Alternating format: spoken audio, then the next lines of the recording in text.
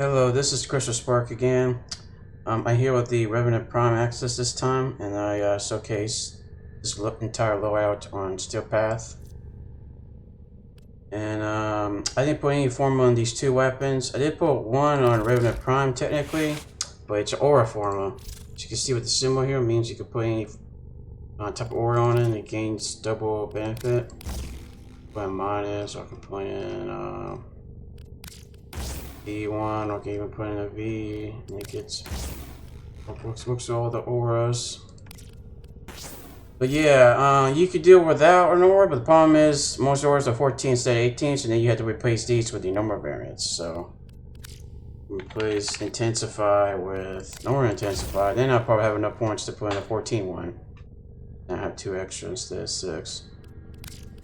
But yeah, this is the build I used in the showcase. It's pretty, I don't know, it's pretty simple. I just put in 2 Umber mods, Intensify and Vitality, and then I put in Adaptation to gain more resistance because he doesn't have high armor.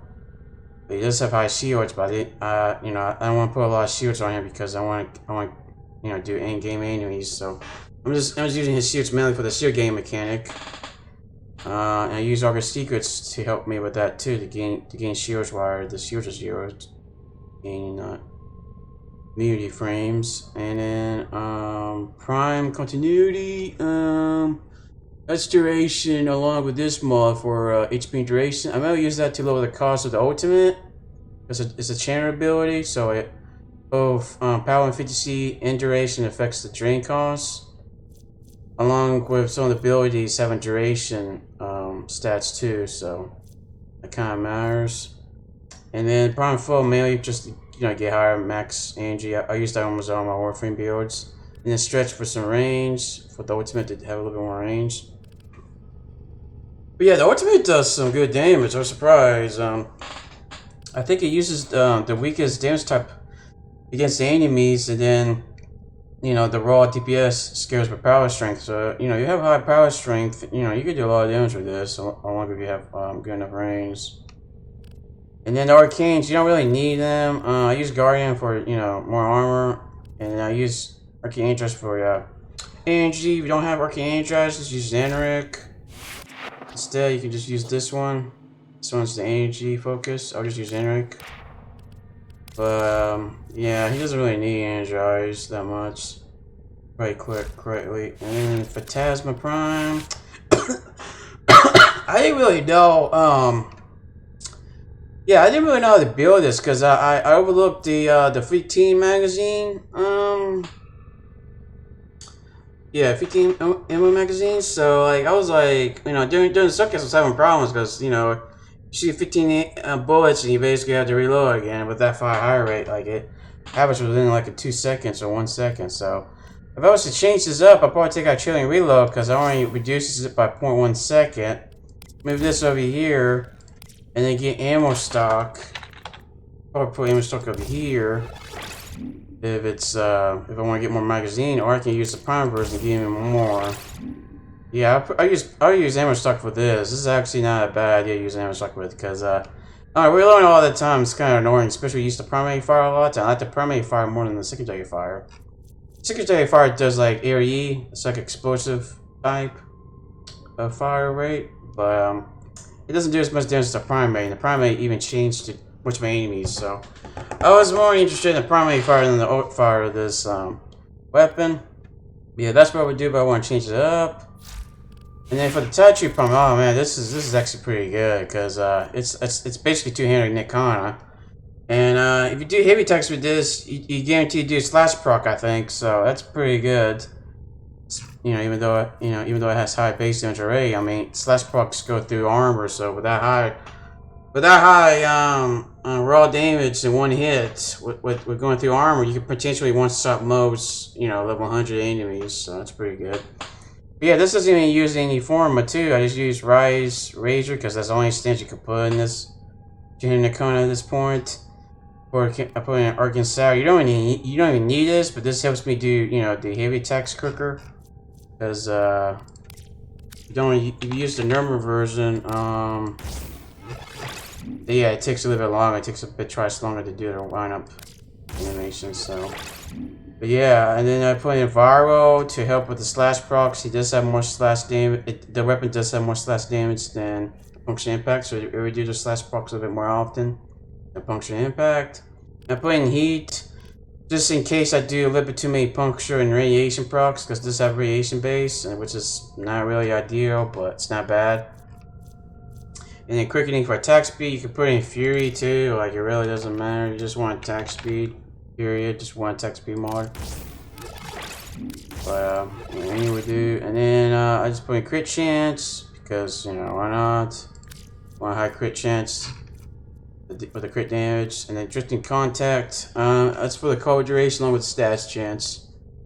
Then I almost have 100% stats chance. But yeah, this build, this entire loadout was pretty interesting because the first ability makes them basically like allies to enemies, and then when they hit other enemies, they spread this effect, which is pretty useful. And this is your main defensive ability. This when they do damage to you, you become immune to damage for like 1 second. And you stun the enemy, so if it's an X-Men unit, you won't stun them, but you gain the invincibility 1 second effect, which is pretty useful for survivability.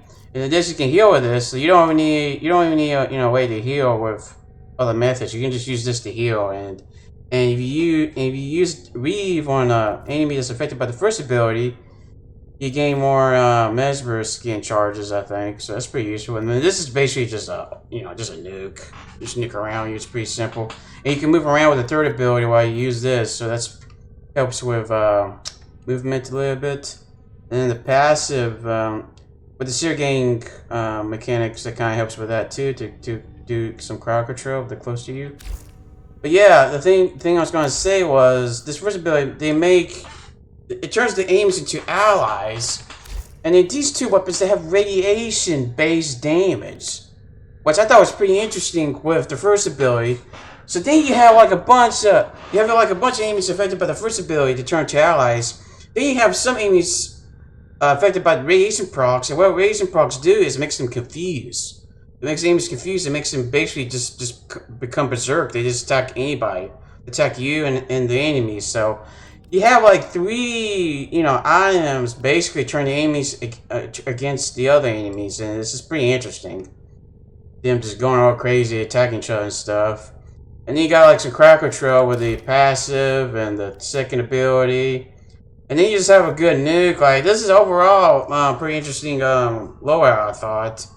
I actually was kind of pessimistic about this loadout, but I thought it was pretty interesting. I was working together, but the weakest I would say is Phantasm Prime. The Phantasm Prime, I kind of had some issues with it, but it's not that bad for a mediocre primary. But the main 2 items I was more interested in was Tattoo Prime and the Revenant Prime. And our pets, I just use a standard pet for the pets and make it to where it doesn't die as much. But yeah, I hope that helps. You want to see more Warframe content from me, please subscribe. Thank you for watching, and have a good day.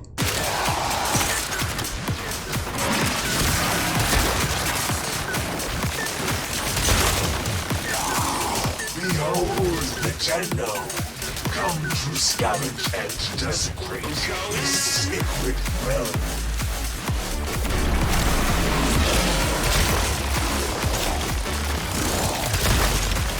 Tenno use the keys, but they are mere trespassers.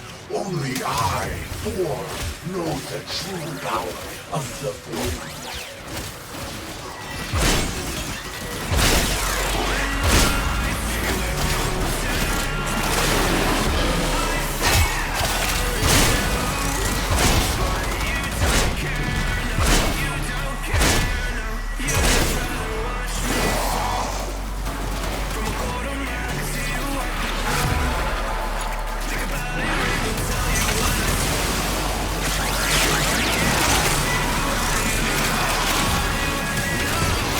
It is time. I will teach these trespassers the redemptive power of my goddess. They will learn its simple truth. Let it know. If the Tenno want true salvation, they will lay down their arms and wait for the baptism of my Yanis key. I was cut in half, destroyed, but through its Yanis key, the void power to leave. It brought me here, and here I was reborn. You are running out of time. Consider extraction. Life support activated.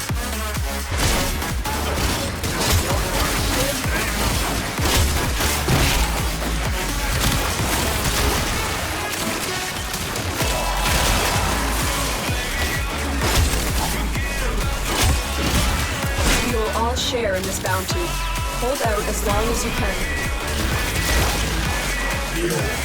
They cut me down, but still I speak. I am energy, and I cannot be destroyed.